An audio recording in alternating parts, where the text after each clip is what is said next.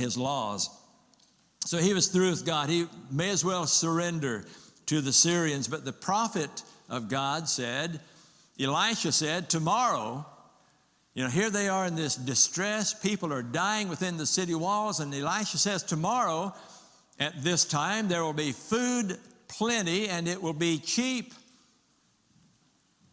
And they couldn't even get any kind of food today, but tomorrow, God said through his prophet, it's going to be cheap and it's going to be plentiful.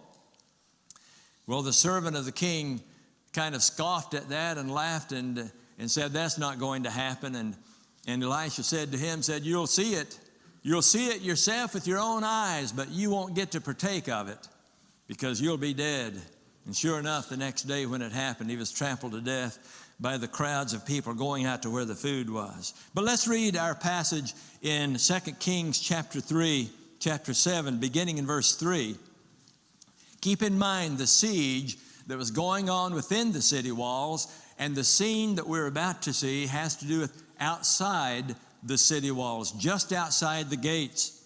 Now there were 4 men with leprosy at the entrance of the city gate. They said to each other, why stay here until we die? If we say we'll go into the city, well, the famine is there and we'll die. And if we stay here, we'll die. So let's go over to the camp of the Arameans, that is the Syrians, and surrender. If they spare us, we live. If they kill us, then we die.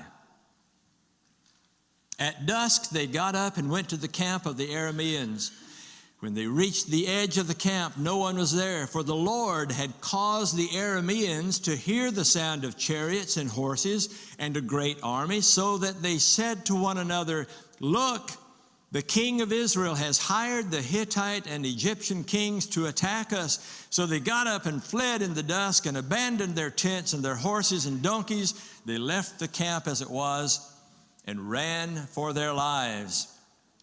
4 lepers. Outside the city gate, within the city, there is distress, there is starvation, people are dying, and these men camp, and the camp was deserted. God had caused the Syrians to hear the sound of chariots and horses and a great army, and they abandoned everything and ran for their lives. The lepers found more than they ever dreamed of in the Syrian camp. They dined, they took silver, they took gold and clothes and hid them. But then they said to one another an interesting thing. They said, we're not doing right. This is a day of good news, and we are keeping it to ourselves. Now I want you to think with me for a moment about our day and time. Because we are living in a day of distress. Our world is in distress. There's war going on, war that is raging, war that could expand and include other countries, and war that could lead to horrible tragedy and consequences in our world. Our world is in distress. Our country is in distress in so many ways, but most importantly, we're in distress spiritually because we have turned our backs on God. Amen.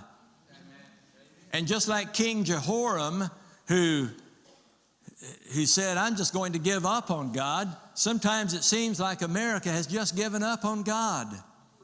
Sometimes it seems like even God's people, the church, has given up on God. And so our attendance and our commitment to God is lackadaisical and it's lacking. And we're not where we ought to be as the people of God in our country. Our country is in distress spiritually. We're in need of revival. We're in need of a spiritual awakening in our country and our world today. But let me get it down a little bit closer to home, and that is you may be going through a time of distress now in your life.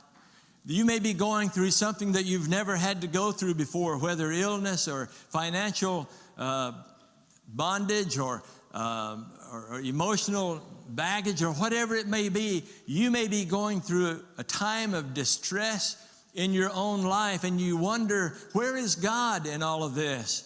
Here I've lived my life for God. I've given myself to God, and it seems like He's deserted me, and like King Jehoram, I'm just going